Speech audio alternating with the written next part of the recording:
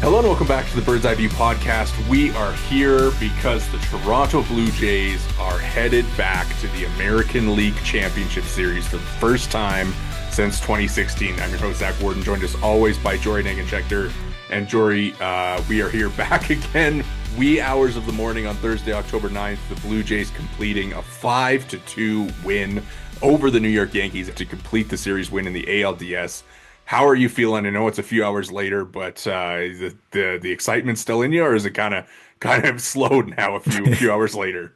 Your undisputed, irrefuted, unmatched champions of the American League East, your first place and AL East crown secured, and no doubt about it, Toronto Blue Jays are headed to the American League Championship Series. I don't know about you, Zach. I am still wired. It doesn't feel real.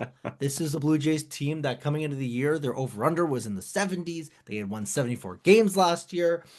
And, can you imagine if I told you that the biggest hits of the year for the Blue Jays were going to come from Nathan Lucas and Miles Straw? You would have said, and what team is Vladimir Guerrero Jr. playing for now? This has been an incredible stretch, and the Blue Jays, it seems like, are just getting started on what is going to be an incredibly exciting month of baseball. Yeah, I mean, you come into this series, right? And the series against the Yankees, it was one that we had been anticipating since the beginning of July, really. It seemed like they were on a collision course, and for the Blue Jays to come out and kind of dominate the series in the way that they did, I have to say, is a little surprising. I know I picked Blue Jays in four before the series started, but it certainly didn't unfold the way that I thought it would. You know, the Blue Jays taking it straight to the Yankees in games one and two, having the 6-1 lead in game three and really kind of throwing that away themselves. And then, it was kind of a redux of one of the games at Rogers Center in the summer today, where the Blue Jays have a tight lead. Obviously, bullpen game works out very well for them, and then the Yankees crack in their defense shows up, and the Blue Jays take advantage and add on a couple more runs, and they're kind of able to hold the fort down at the end. And I kind of think like they just really, if you look at it, I mean, what is however many innings that they played in this series in the four games, like they probably only lost like four or five of them. So it just incredible from the beginning of the series to the end of it, the way that they were able to play. The stat that I saw, Blue Jays trailed for 4 total innings this series. It wasn't necessarily a thorough domination, but dare I say, it was a thorough domination by the Blue Jays. I mean, if you want to talk, I'm if sure you you want to can talk tell. run differential, like Listen, you can probably tell, even though we're kind of in the waning hours of the morning for us, or evening, or whatever you want to call it, you know, I still think there's so much excitement. I don't think, even coming into the Yankee series, I said Blue Jays in five, and I was grimacing my way through that prediction. And I think if you put a gun to my head, I would have told you Yankees in five. And the Blue Jays completely outclassing the New York Yankees, like not even playing the same sport for the first 2 games. The third game obviously goes a little bit off the rails, but even today, the way that the Jays were able to dance around trouble, were able to make it, count when it mattered. The defense was once again strong, and they made the Yankees pay by putting the ball in play. Only 2 strikeouts against Cam Schlittler. This was another quintessential Blue Jays win. They didn't outslug the Yankees today per se. In fact, the Yankees hit the only homer in the game, but it didn't end up mattering because this is a Blue Jays team that is built to do this kind of stuff, that is built to piss you the F off. And that's exactly what they did to the New York Yankees.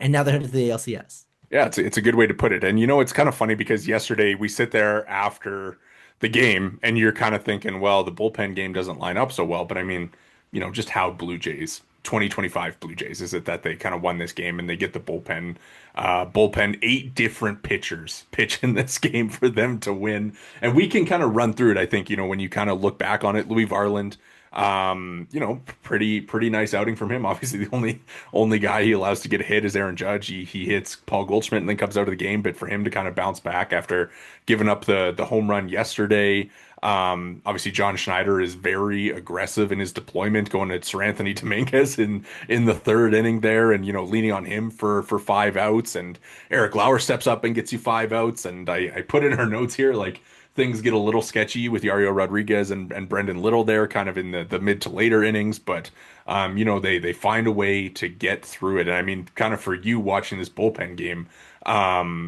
it kind of felt like you're sitting there waiting for one of those starters to get up, and that just quite never quite happens. But I mean, for you, like, how is your feeling going through that?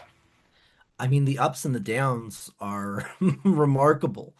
As you mentioned, Yariel can't find the zone. Little can't find the zone. Earlier in the game, Varland is throwing gas.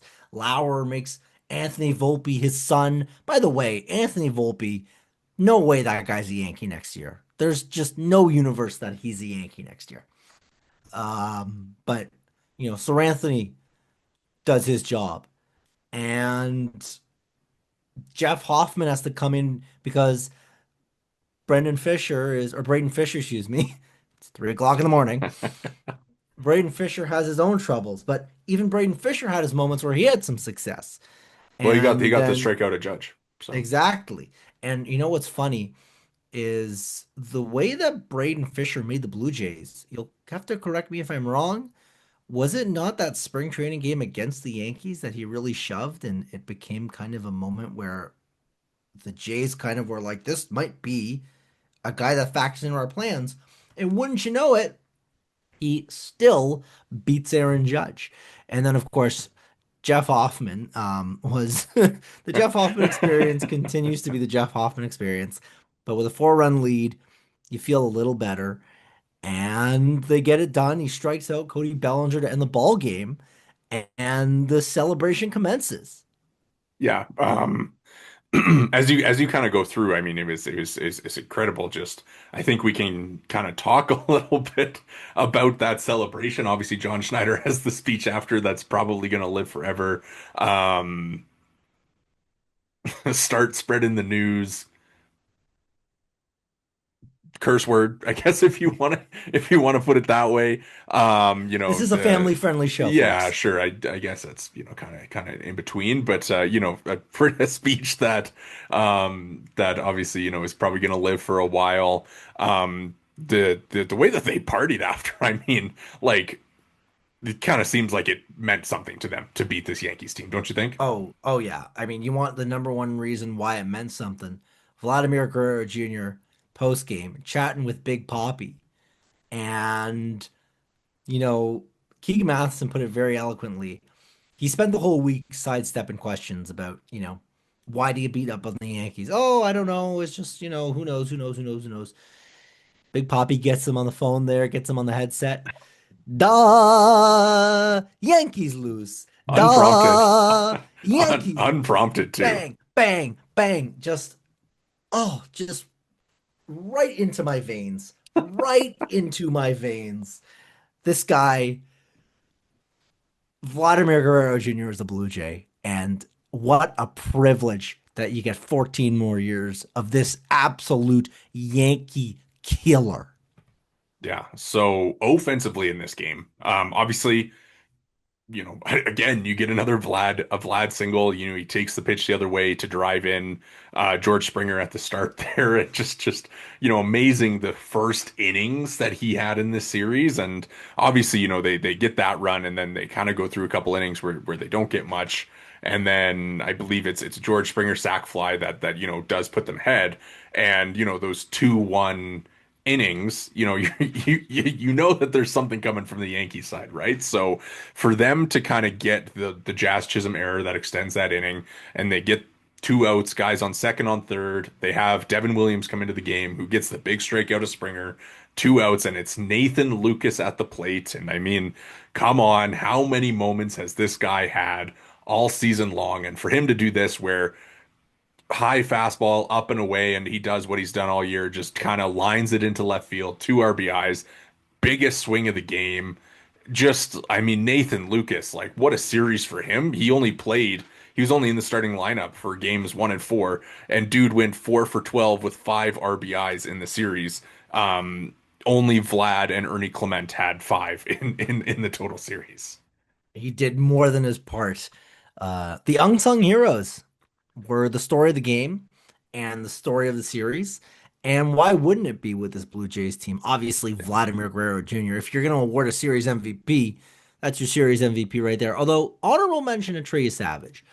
But outside of Vladimir Guerrero Jr., of course it was going to be the secondary, this not even the secondary stars, the secondary guys Yeah. doing the heavy lifting. Ernie Clement is having the most incredible week, maybe of his life. This is a guy that had his productive, periods during the season. There was a stretch where he was OPSing over 1,000 against lefties. But, you know, what if this guy is like a 6-win player in disguise and this is the coming out party for him?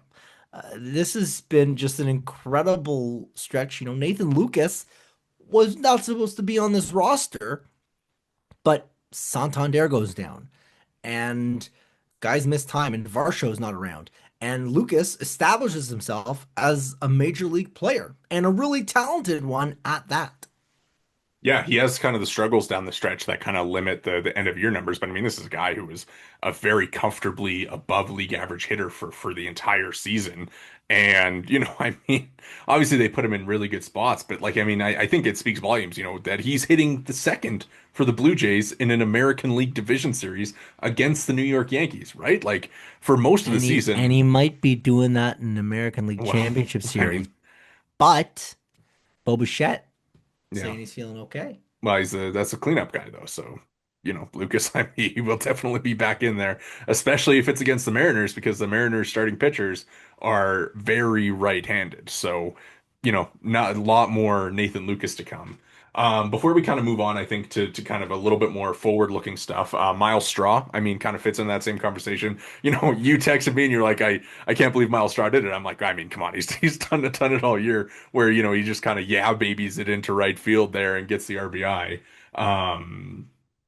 Like for them where it they were kind of banging their head against the wall for much of the game, right? Like they got quite a bit of traffic on against Schlittler. I think they end the game. It was like 3 for 17 with runners in scoring position or Oh, it something was like not that. pretty. It Like was not pretty. it's not great, but the way that they just kind of kept at it and they're kind of able to break through. I mean, just kind of like what we've seen from this team the whole year. And I think if there was any doubt that they were going to bounce back or perform better than they did in game 3, then you probably just hadn't been watching this team for most of the season, right? And Yeah, one and one thing that's like kind of underrated from just talking about like the bounce back, hilarious to me, every single fly ball that was directly over Addison Barger's head in this game, yes. Andres Jimenez was fielding that. He wasn't letting anybody else touch those. I also noticed that there were at least two and may have been more. And you know what? You live and you learn, and Barger made his mistake and he knows his limits. This is this is an arm first defender, and let's let the glove work be done by the actual infielders. Yes. Yes. No, that this just there's so much to touch on. There's so many things about this game that were so exciting, and there's so many moments from the series that are gonna, you know, be stenciled into Blue Jays fans' mind. And we're headed into an American League Championship Series here. You know, whether it's the Mariners, whether it's the Tigers. I mean, the Jays will have home field. I don't think I've ever watched a Blue Jays team that feels this close to making the World Series. Those 15 team, that 16 team, they did feel like they were, capable of getting to a World Series. But, they ran up against a Guardians team that just pitched the hell out of them in 16. And in 15, they faced a Royals team that basically did what the Jays did to the Yankees in this past series.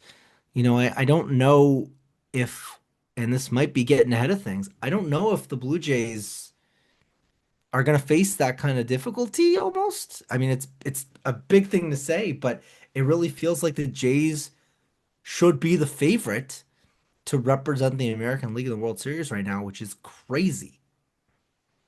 Yeah, I think this was kind of the big hurdle, right? And obviously everybody kind of loves the Mariners, but they're struggling with this Tigers team that lost a 15 and a half game lead and has one and a half starting pitchers, right? And I think, one and a half starting pitchers works okay in a 5 game or a 3 game series, but in a 7 game series, it's not really going to play out. And, Toronto against Seattle would be, I think, a fairly interesting matchup. But, when you line it up, you feel probably pretty good about Toronto's odds in that. So, I mean, that is getting a little bit ahead of ourselves.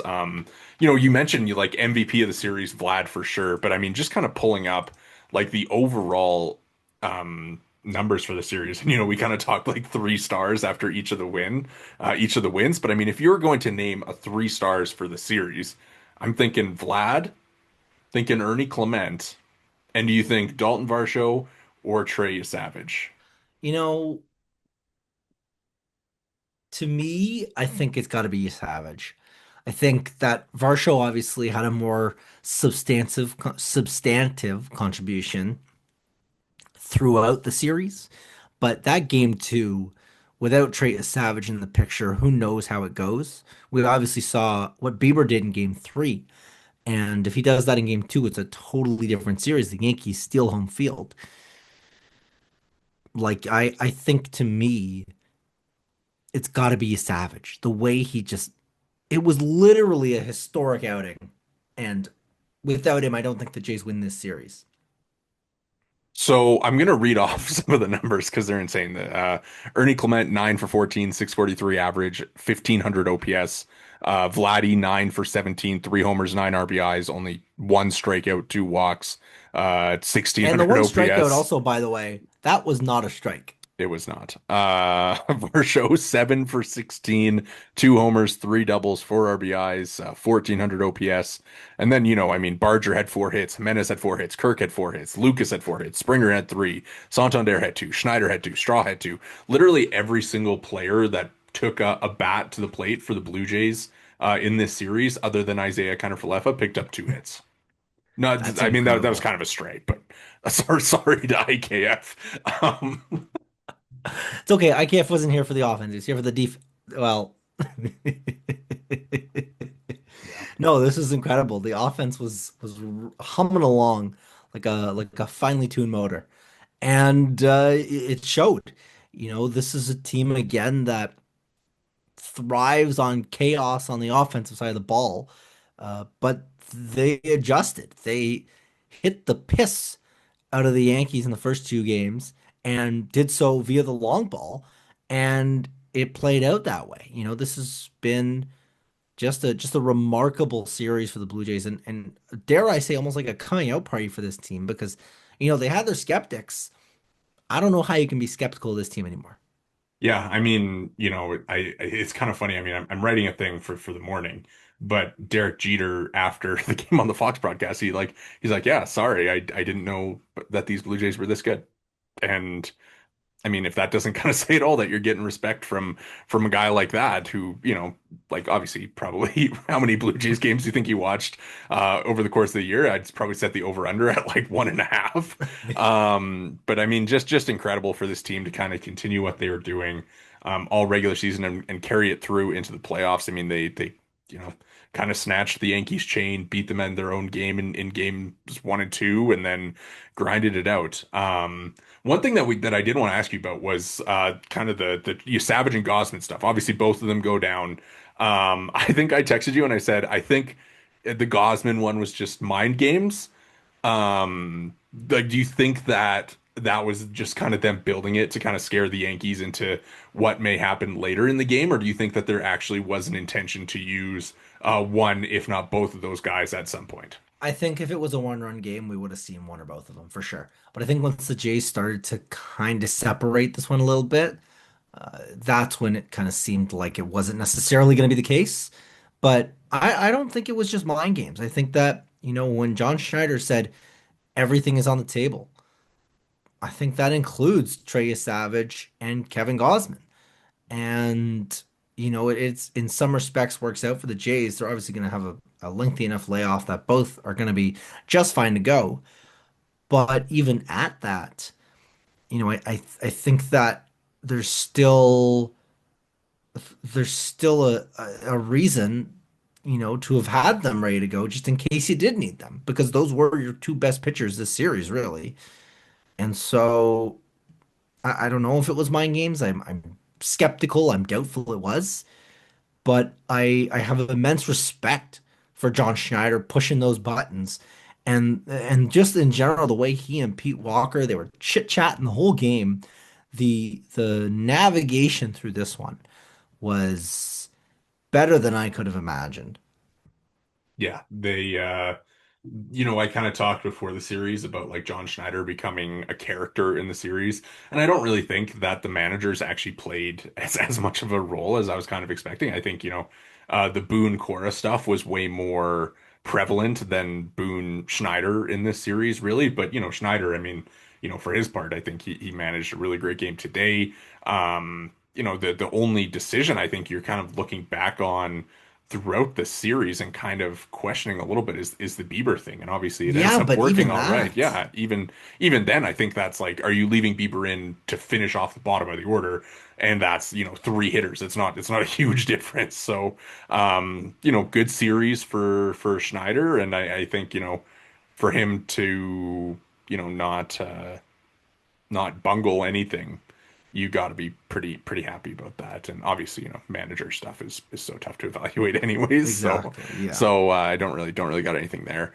I think offensively, I mean, we'll do like a wider or a more in-depth ALCS preview, but I mean, anybody that kind of concerns you from their performance in this series, I mean, looking at it, Santander 2 for 10, Springer 3 for 17. Like, ultimately at the end of the day, Springer gave you some production even today. Santander had the one big hit. Like, I mean, when you have so many guys going, it makes it easier to hide a couple of guys like maybe going through it a little bit. But I mean, anything concerning you from the series? I guess just the Bieber stuff. This is Yeah. a guy that you're going to need to be a piece if you have any plans, any aspirations of doing anything. And, if there's one concern you want, Shane Bieber to get right, I think he's gonna have a lot of time to get right. I mean, it's unlikely he's pitching again until probably early next week. So if that's the case, he's gonna have 5+ days to figure out what's going on and to get himself right. And if he's able to do so, then to me, I don't know if there's a three, obviously in the case of the Mariners, they're probably the only one of the two that can go toe to toe. And even at that, I think it's a lot closer than you may want to even say for the Jays versus the Mariners. Obviously, the Mariners have this incredible pitching staff, incredible depth. But if Bieber gets right, that's a 1, 2, 3 almost as good or maybe just in line with what the Mariners can offer. Yeah. It's Bieber's going to be really interesting. I think when you kind of look at it, the Blue Jays, you're not going to be facing the Yankees offense, right? The Yankees offense was the best in baseball, if not, maybe kind of right there with the Blue Jays for, most effective group of hitters in the league. And, looking going forward, the Mariners don't have a group that's good. Obviously, they have a pretty deep lineup, but even when you look at it, like it's not like it's a murderer's row coming out. The Tigers have certainly had their own issues, right? And even when you get into, the World Series is a totally different conversation, and that's like jumping way far ahead because we got a whole entire series before we even get there. But like, the Dodgers, tough lineup for sure. Phillies, tough lineup, but the bottom of it is it drops off incredibly. And the Brewers and Cubs, I mean, I just don't think that like any of those lineups are quite posing the same threat that the Yankees do. And I think that, one of the things that we haven't touched on and talked about is like just how well the Blue Jays did against like a number of Yankees hitters. Obviously, Aaron Judge was Aaron Judge and did incredible things in the series, but I think I saw a tweet, and in the series it was like Cody Bellinger 3 for 16, Giancarlo Stanton 4 for 15, Jazz Chisholm 2 for 14, Ben Rice 2 for 11, Trent Grisham 2 for 17. Like the Blue Jays pitching staff really, really did step up. You're gonna have to help me out with this one. If you combine all of those guys, I believe it adds up to 9 hits. Was it? So it was Bellinger, Jazz, Grisham, and Rice had 10 combined, and Vladdy had And 9, Vladdy had 9. and Vladdy alone. Ernie also had 9. Ernie also had 9. Jays had two guys individually that almost outproduced the meat, the heart of the New York Yankees lineup. Like if that doesn't, synthesize exactly what happened this series, then Yeah, nothing will. yeah. Before we go, I mean, just, we kind of talked about Mariners Tigers game 5 on Friday, where it's Scooble against, in the words of the baseball barbacast fellas, Tom Brady's dad, aka TBD. Um, who do you think match is the better matchup for the Blue Jays, considering everything that's gone on in that series and considering where things stand? Not even a question. If the Tigers are the team that gets out of that series, I think you're salivating because you're missing Scooble for game one and presumably game two. Yeah, That I think is the one that you're really eyeing up. when would Scooble come back? I'll have to pull it up here, but I mean, if tell me why the Mariners scare you more than the Tigers.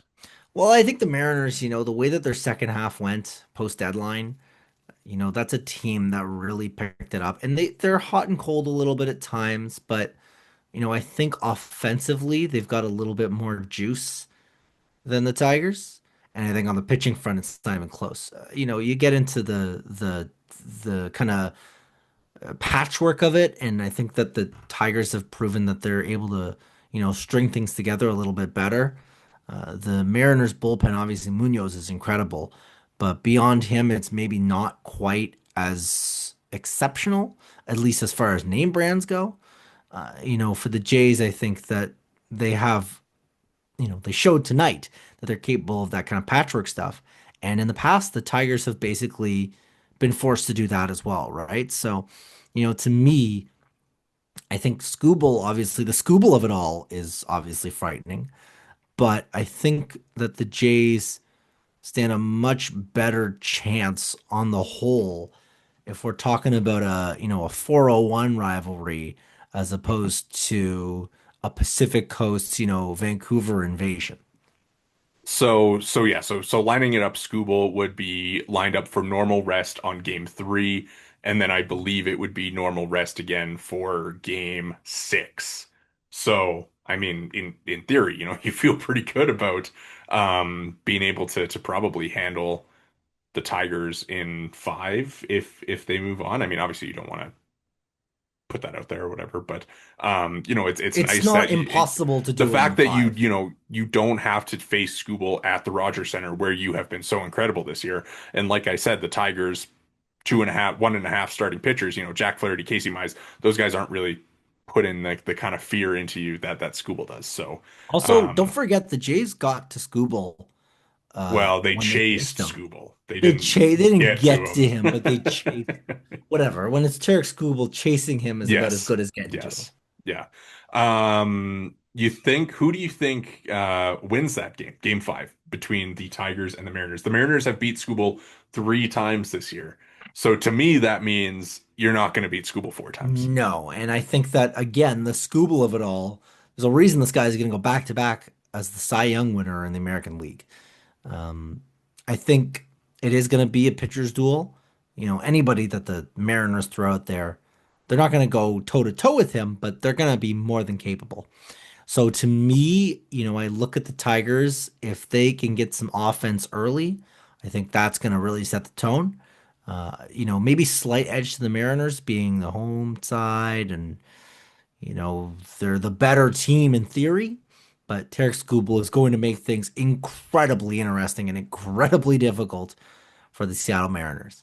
and the Blue Jays will get to enjoy watching that game, sitting back at home, feeling good about waiting for either of those teams to travel up north. So You know who else is going to enjoy that game? The New York Yankees from those lawn chairs in Cancun with David Ortiz, because with David he's Ortiz. all over the come to Cancun thing. Before we run here, I mean, any other last thoughts from you? I mean, I think we kind of touched on it all. The bullpen today, the offense, kind of overall on the series, I think they played really well, and when they didn't play well, they lost. And you feel pretty good about where they sit heading into this ALCS and who they might face. I don't even know what else you can say. Blue Jays are headed to the American League Championship Series. Can you believe it?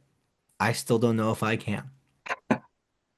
Well, we will get into it much more in depth, the ALCS, once we know who they are playing. We'll have a preview up for that series on Saturday morning, and hopefully a couple other little tidbits dropped in between now and game one. And we will, of course, be back with all of our post game.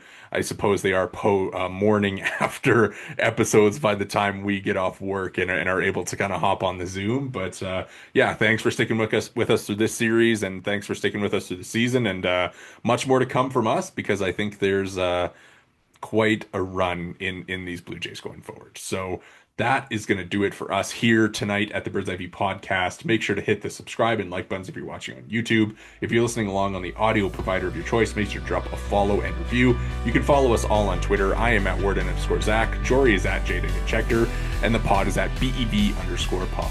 Thanks so much for listening, and enjoy the off days.